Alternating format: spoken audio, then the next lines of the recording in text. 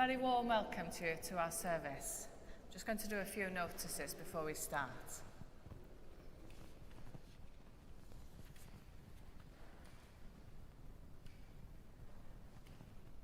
And an apology as well that not all of these notices will be on your sheet, and this is because our wonderful Sam has been off all week, so he did the notices early on in the week, and I haven't had a chance to update the notices with some other notices.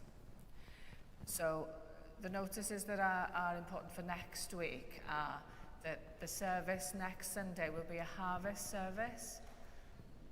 So please do bring along any tinned goods or dried goods if you want to offer them for the work of the food bank.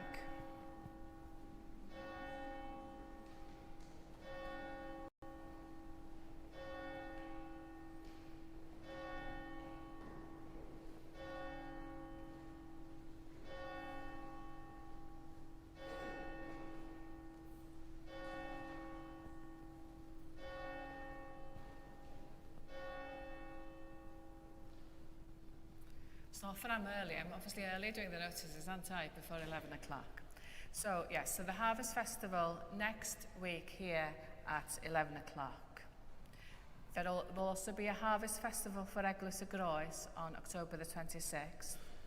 And Reverend Andy Broadbent is going to be licensed as part of our team here in Bangor, but mainly he'll be working in Eglwys y Groes, Maes Gerchen, on October the 19th will be the licensing. I'm going to be installed as Dean here on October the 11th, which is a Saturday at 2 o'clock. You're all, of course, very warmly welcome to come to that. If you would like to let us know that you're coming just for numbers, that would be really helpful.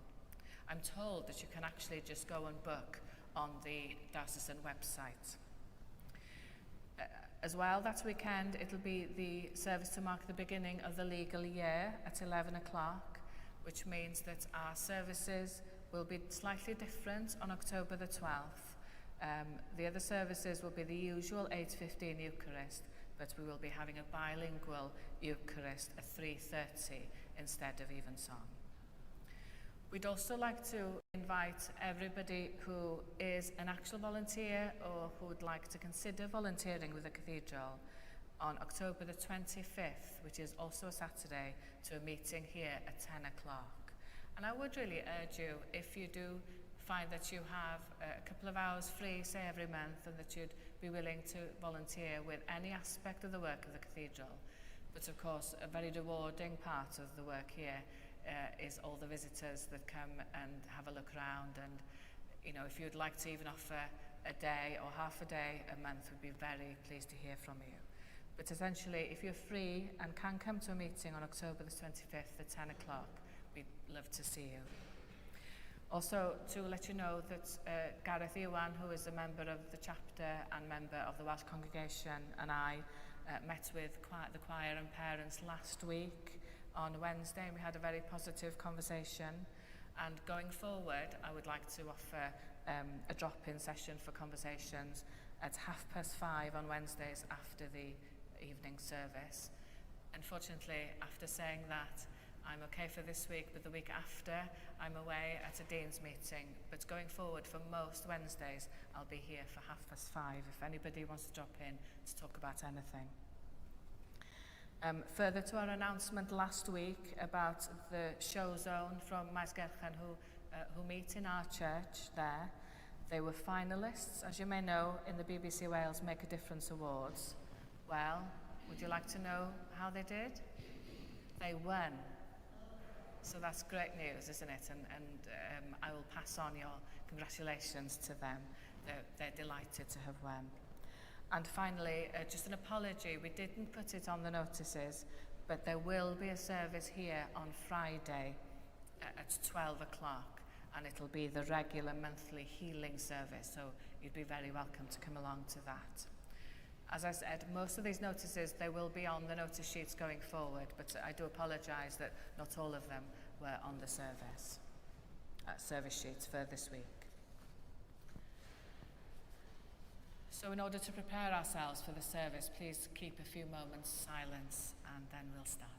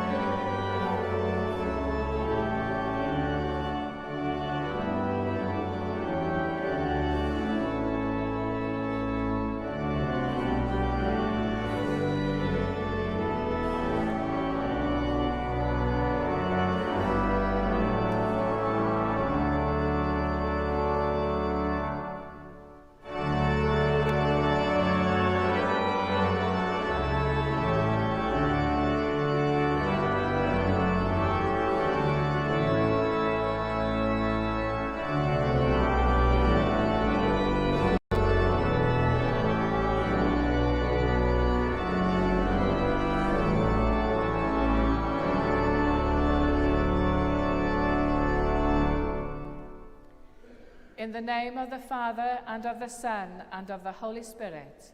Amen. Grace and peace be with you. And keep you in the love of Christ. Happy are they who have the God of Jacob for their help, whose hope is in their God. As we gather to celebrate this Holy Eucharist to the glory of God, we prepare ourselves by confessing our sins. Trusting in the goodness of our merciful Father, upheld by the gentleness of our companion Jesus, seeing our lives anew in the radiance of the life-giving Spirit. Kyrie eleison. Kyrie eleison.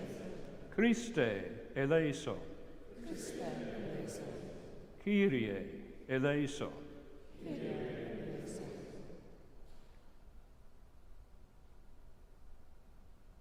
Heavenly Father, we have sinned in thought, word, and deed, and have failed to do what we ought to have done. We are sorry and truly repent. For the sake of your Son, Jesus Christ, who died for us, forgive us all that is past, and lead us in his way, to walk as children of light. Amen. Almighty God, who forgives all who truly repent, have mercy on you and set you free from sin, strengthen you in goodness, and keep you in eternal life, through Jesus Christ our Lord. Amen. Let us pray. God, who in generous mercy sent the Holy Spirit upon your church in the burning fire of your love, grant that your people may be fervent in the fellowship of the gospel, that, always abiding in you, they may be found steadfast in faith and active in service. Through Jesus Christ, your Son, our Lord, who is alive and reigns with you and the Holy Spirit, one God, now and forever. Amen.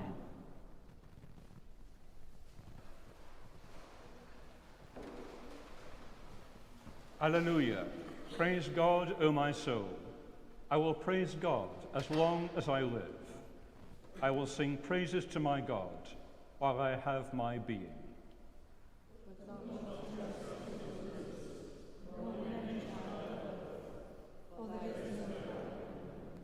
When they breathe their last, they return to earth, and in that day their thoughts perish.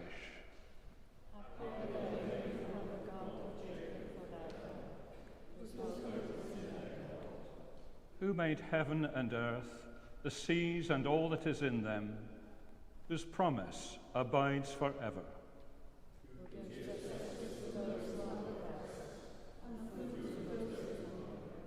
God sets the prisoners free and opens the eyes of the blind.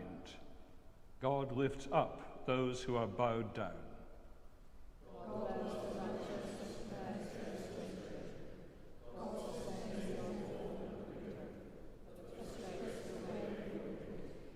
God shall reign forever, your God, O Zion, throughout all generations. Alleluia.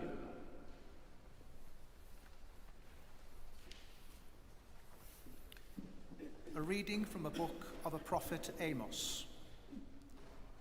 Thus says the Lord, alas for those who are at ease in Zion, and for those who feel secure on Mount Samaria.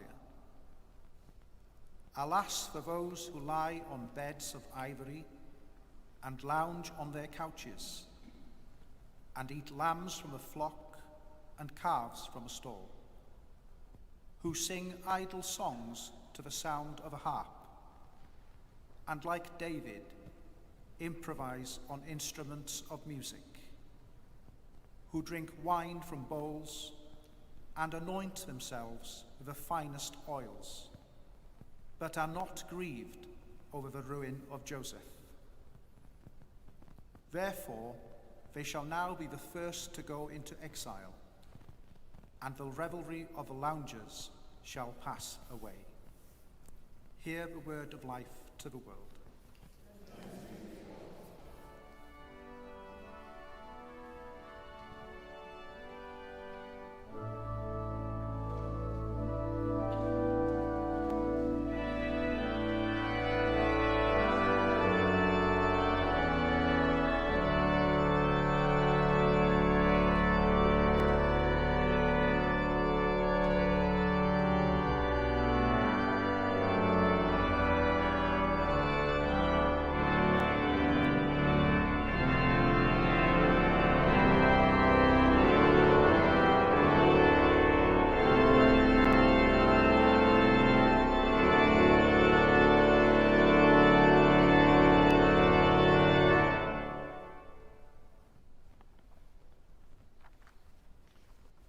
The Lord be with you.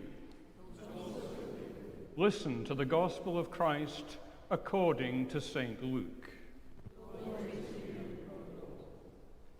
At that time, Jesus said, "There was a rich man who was dressed in purple and fine linen, and who feasted sumptuously every day. And at his gate lay a poor man named Lazarus, covered with sores, who longed to satisfy his hunger with what fell from the rich man's table. Even the dogs would come and lick his sores." The poor man died and was carried away by the angels to be with Abraham. The rich man also died and was buried. In Hades, where he was being tormented, he looked up and saw Abraham far away with Lazarus by his side. He called out, "Father Abraham, have mercy on me, and send Lazarus to dip the tip of his finger in water and cool my tongue, for I am in agony in these flames." But Abraham said, "Child, remember that during your lifetime you received your good things, and Lazarus in like manner evil things. But now he is comforted here, and you are in agony. Besides all this, between you and us, a great chasm has been fixed, so that those who might want to pass from here to you cannot do so, and no one can cross from there to us." He said, "Then, Father, I beg you to send him to my father's house, for I have 5 brothers, that he may warn them, so that they will not also come into this place of torment." Abraham replied, "They have Moses and the prophets. They should listen to them." He said, "No, Father Abraham, but if someone goes to them from the dead, they will repent." He said to him, "If they do not listen to Moses and the prophets, neither will they be convinced, even if someone rises from the dead." This is the gospel of the Lord. Praise to you, Christ.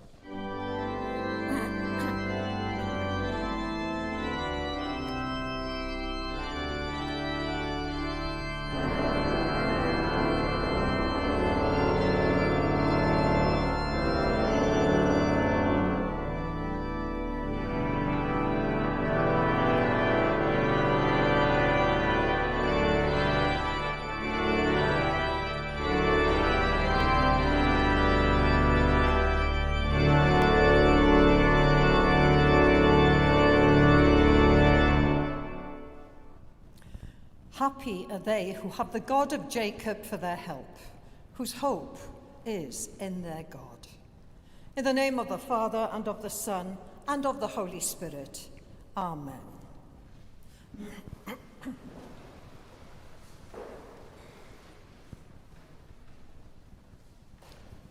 Do you like stories? What is your favourite story, I wonder? Some churches have opened the book teams that go into some of the primary schools to tell Bible stories to children. It is a wonderful way of ensuring that children have an opportunity to hear Bible stories and to learn about morals. Another resource used in the church to tell stories to children used to be Godly Play, which was written and designed by an American psychologist called Jerome Berryman. Godly play draws on a child's natural ability for awe and wonder, and it never fails to amaze me how children discover something different each time you tell them a particular story. It is amazing and a privilege to witness the insights of children. They have such amazing insights into a story. It is also amazing how children invent extra bits onto a story. And it is sometimes like that with adults too. We also glean different insights when we hear a story over and over again, and we add bits onto a story so that it can be applied to our own situations. It can sometimes end up sounding like a completely different story. In repetition, a story may be embellished and grow in meaning, conveying different truths to different people. Today's gospel story is a little like that. According to some scholars, Jesus takes a familiar folk tale, which possibly originated in Egypt, and reworks it as a story for his disciples. It becomes the parable of the rich man and Lazarus. This parable resumes the attack on the leaders of Judaism for their attitude towards outcasts, and by implication, the Gentiles. A folk story has been employed to portray a representative of Pharisaism seeking comfort at the hands of an outcast. Might this story also be illustrating that a wrong attitude to wealth causes a great chasm to form between a person and God, I wonder? Do we see our resources as God's gifts for us to share with others? Or do we see those resources as a means of building up riches for ourselves here on earth? One thing is for sure. When we die, we can't take such acquisitions with us, unless they are in terms of spiritual riches, commodities such as grace, love, and compassion. Some people look at wealthy people with envy, but sometimes riches can become millstones around people's necks, a lifetime's chore to guard against thieves and loss, and sometimes the cause of falling out amongst family members. But we should also remember that many people who have wealth do use their acquisitions to help others. There are many warnings for us in this parable, not least concerning the need for us to exercise justice and compassion in our lives. We heard about two central characters in the story: the rich man dressed in purple and fine linen, and the poor man named Lazarus, who was covered with sores. It was only those people who were well off who would wear purple in those days. Purple dye was extracted from a very rare fish and was very expensive. The rich man's table would have been laden with the finest of fare. What a contrast between this man, whose name we are not told in this story, and Lazarus, whose name means God helps. Lazarus's table would most certainly not have been laden with the finest of fare. Judging from the description we are given, it sounds as though he was suffering from serious malnutrition. 2 millennia later, not much has changed in the world. The chasm between the rich and the poor is just as wide. Take a moment to think about the issues in our time, those topics we hear about on the news from day to day, both in terms of situations across the world and those in our own localities. The need for justice and compassion is as urgent today as it was during the time of Jesus' earthly ministry. Thank goodness for people and organisations who work to redress the balance in so many countries. Some people see this story as being about a reversal of roles in the afterlife. I believe that caution is needed here, but there are poignant warnings for us. I do think that the way we live in this life has eternal consequences. The Great Commandment tells us to love the Lord our God and to love our neighbour as ourselves. If we do this, our hearts and our minds will be opened, and we will find that we cannot but show compassion to those in need. Moses was the founder of the Jewish faith and the giver of God's commandments. The prophets were messengers of God to his people. And yet, people still failed to heed the warnings. Are we like that? We have the benefit of hindsight, and yet we still choose to close a blind eye to the needs of others all too often. I know that is true for me in my life all too often. We spend our whole lives building up treasures here on earth, and yet, in God's economy, just as wealth is no mark of God's favour, poverty is no mark of God's displeasure. For me, this story speaks of the reality of being separated from God if we neglect to act as we should in this life. We should guard against being foolish like the rich man in today's story. We should also guard against thinking that understanding is needed before one can believe. The true Christian believes in order to understand. The proof so many people seek does not always come in this life, but in the next, where true believers will experience eternal life. The great chasm between the rich and the poor can only be filled with a new kind of caring, a miracle of resurrected love. The resurrection allows Christ's Spirit to empower us so that we can put these things into practice. Think of those words in the Lord's Prayer. Thy kingdom come, thy will be done, on earth as it is in heaven. In other words, the age to come must be anticipated in the present. We need to act now, before Jesus comes again, opening the door to God's new age, in which all wrongs will be put to right. The New Interpreter's Bible commentary suggests that, by the end of the parable, the hearer's point of identification has become clear. The parable is addressed to lovers of money. At the beginning, hearers or readers may assume that they are expected to identify with the rich man or with Lazarus. But the parable is far more subtle. By the end of the parable, we realize that we stand in the place of the brothers. And the question is whether we will hear the scriptures and repent. Did the brothers ever get the message? We are not told, for that is the question the parable leaves us to answer, and each one of us will write our own endings to the story. Fundamental neighbourliness, therefore, is the barometer of the soul, an indication of the attitude of one's heart that is prized in the sight of God. We need to pay attention to the pearls in this life and ensure that our treasure is stored in heaven if we are to experience eternal life. It isn't about hankering after the past or being concerned about a receding future. It is about wise stewardship of all that we have in this life. And more than anything, it is about our keeping our eyes upon Jesus. I'm reminded here of a poem. And 3 days ago, a memorial service was held here for the late R.S. Thomas.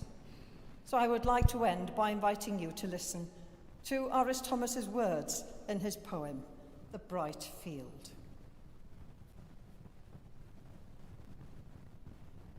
I have seen the sun break through to illuminate a small field for a while, and gone my way and forgotten it.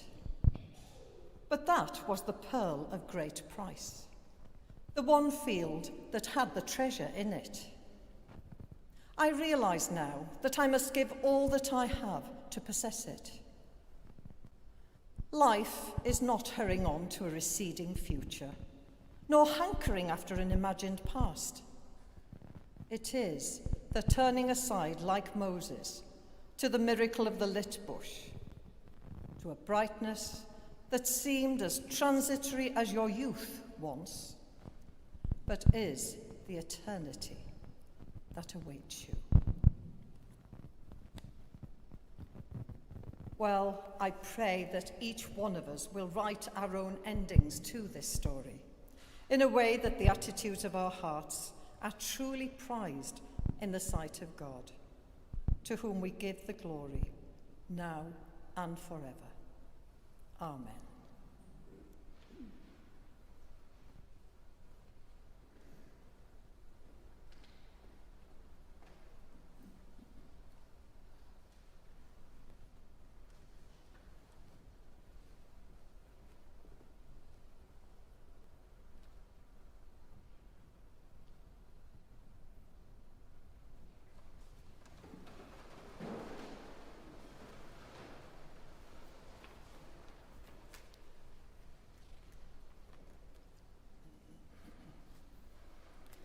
Together, let us affirm our faith.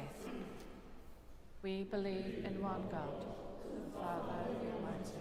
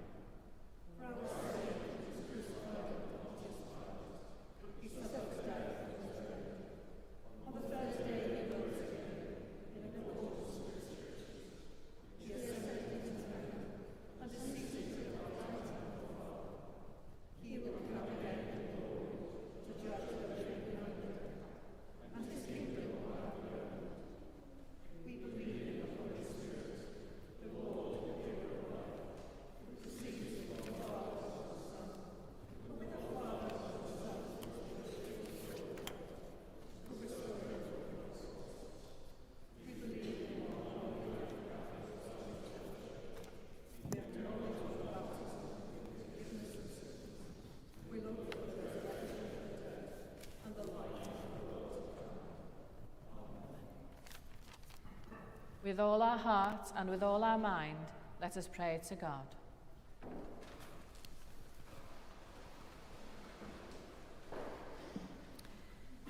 To live by faith means to put our lives in the hands of God, especially in our most difficult moments. Lord, in your mercy, hear our prayer. We pray for peace within the nations, that God may rid the world of violence and let people grow in justice and harmony. Today we remember especially Ukraine, Russia, Sudan, the Middle East and Gaza, and any other country that is not named where there is famine and war. Lord, in your mercy, hear our prayer. We pray for your church throughout the world. Guide and govern us by your Holy Spirit, that all Christian people may be led into the way of truth and hold the faith in unity of spirit, in the bond of peace and in the righteousness of life.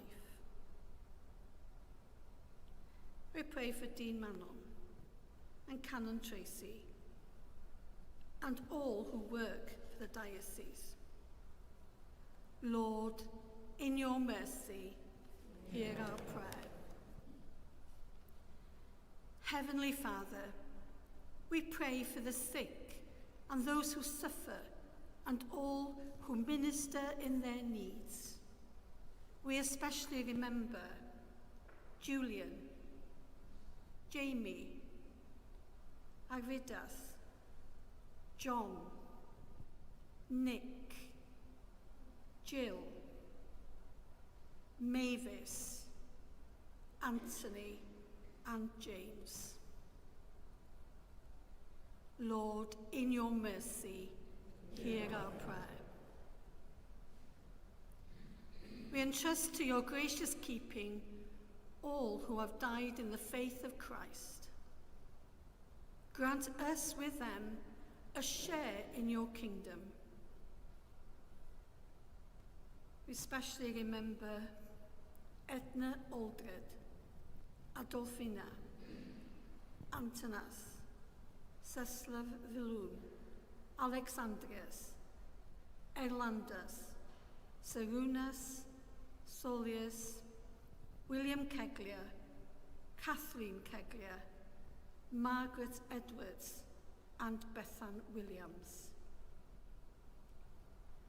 And those whose ears mind falls this weekend: Alan Sollery, Christine Sollery, Margaret Thrall, priest, Elvin Roberts, Pam Odom, deacon, and Ian David Eyre, our head server. Rest eternal grant unto them, O Lord, and let light perpetual shine upon them. May they rest in peace and rise in glory. There are difficult moments in life, but with hope, the soul goes forward and looks ahead to what awaits us. Merciful Father, accept these prayers for the sake of your Son, our Saviour Jesus Christ. Amen.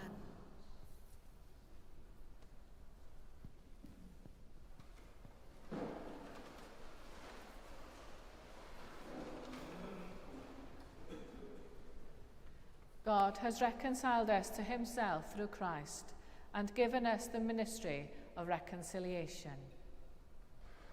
The peace of the Lord be with you always. Also with you. We share a sign of peace.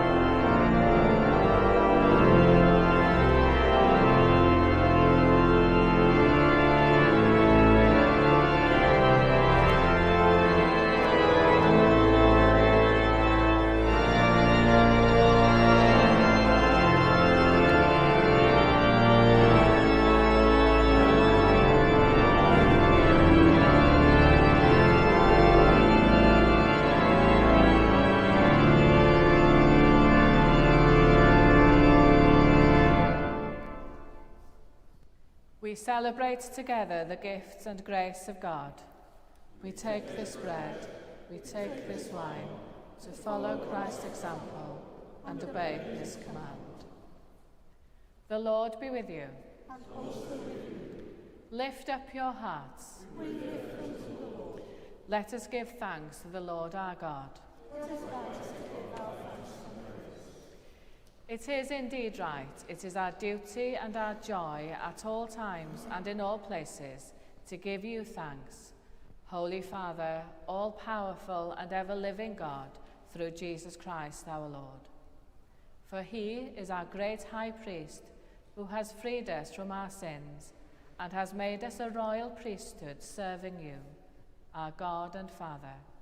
And so, with the hosts of angels and all the company of heaven, we proclaim the glory of your name and join in their unending hymn of praise. Holy, holy, holy Lord, God of power and might, heaven and earth are full of thy glory. Hosanna in the highest. Blessed is he who comes in the name of the Lord. Hosanna in the highest. All praise and thanks to you, true and living God, creator of all things, giver of life. You formed us in your own image, but we have marred that image and fall short of your glory. We give you thanks that you sent your Son to share our life. You gave him up to death that the world might be saved, and you raised him from the dead that we might live in him and he in us. Sanctify with your Spirit this bread and wine, your gifts to us, that they may be for us the body and blood of our Saviour Jesus Christ. On the night he was betrayed, he took bread, and when he had given thanks, he broke it and gave it to his disciples, saying, "Take, eat. This is my body, which is given for you. Do this in remembrance of me."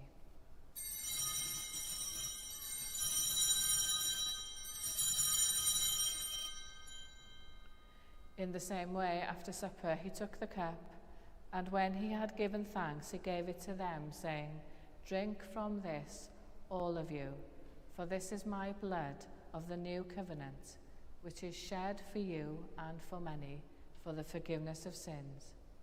Do this as often as you drink it in remembrance of me."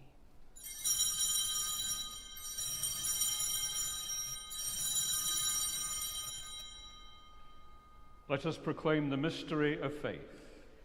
Christ has died, Christ is risen, Christ will come in glory. As he has commanded us, Father, we remember Jesus Christ, your Son, proclaiming his victorious death, rejoicing in his resurrection, and waiting for him to come in glory. We bring to you this bread, this cup. Accept our sacrifice of thanks and praise. Restore and revive your people. Renew us and all for whom we pray with your grace and heavenly blessing. And at the last, receive us with all your saints into that unending joy promised by your Son, Jesus Christ our Lord. Through him, with him, and in him, in the unity of the Holy Spirit, all honour and glory are yours, Almighty Father, forever and ever. Amen.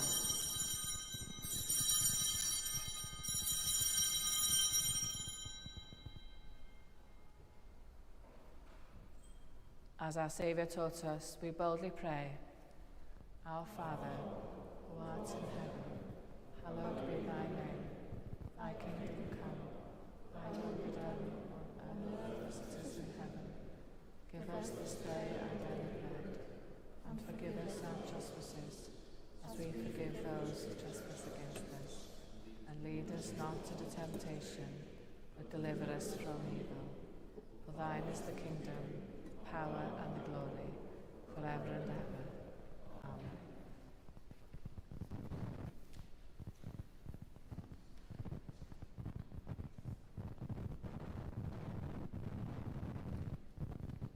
We break this bread to share in the body of Christ. Though we are many, we are one body, and we all share Lamb of God, who takes away the sins of the world, have mercy on us. Lamb of God, who takes away the sins of the world, have mercy on us. Lamb of God, who takes away the sins of the world, grant us peace.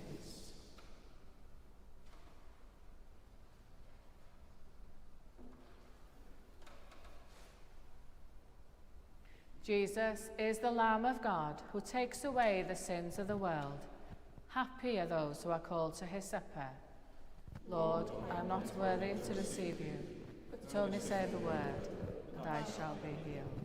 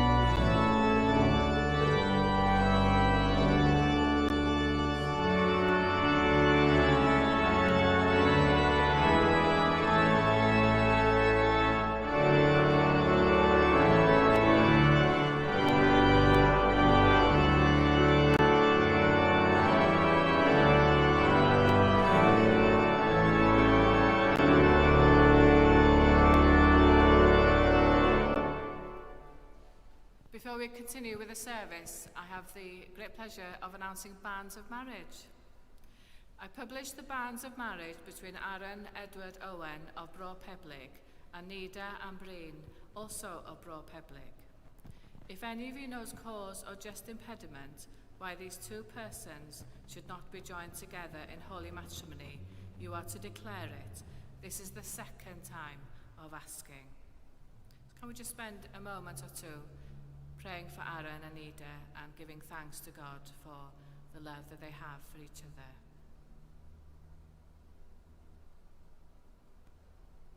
Father God, we thank you for Aaron and for Nida and for their love. We pray that you would bless their marriage and bless their relationship and also make all the arrangements go smoothly. In Jesus' name we pray. Amen.